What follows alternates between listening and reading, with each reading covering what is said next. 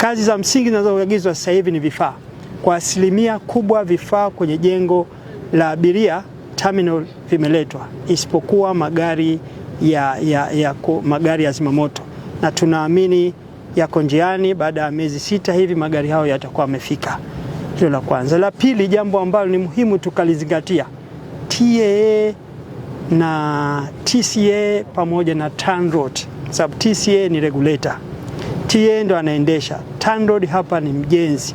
Lazima kuwe na mashirikiano ya karibu na taasisi zote hizi. Kwa mfano, TMA, mtabiri wa hali ya hewa, ana vifaa vyake. Vifaa anavyovileta pale lazima viendane na vifaa vya utabiri wa hali ya hewa vya nchi nzima.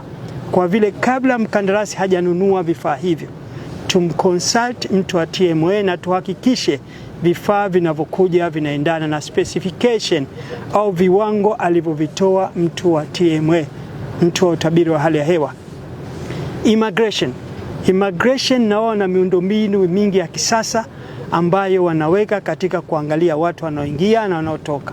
Lazima vifaa anavyotumia yeye viendane na vifaa vyetu. Kwa vile kabla mkandarasi hajanunua vifaa vyote, lazima consult watu wa uhamiaji kujua vinakuja vifaa ambao vinaendana na kazi yao na ambao vinaingiliana na vifaa mifumo mingine ya uhamiaji hapa nchini.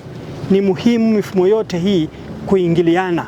Hatutaki hapa tunakuwa na mfumo huu Dar es Salaam, tunakuwa na mfumo huu Zanzibar. Mifumo yote ya Tanzania nzima lazima ingiliane.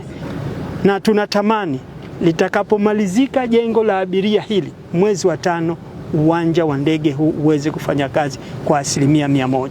Sisi TANROADS tunaahidi kwamba mashirikiano ambayo tulikuwa nayo tutaendelea nayo kuhakikisha kwamba yale yote ya muhimu ambayo yanapaswa kutekelezwa katika kipindi hiki tunayasimamia kwa ukaribu, ili kuhakikisha kwamba malengo ya kukamilisha mradi huu mapema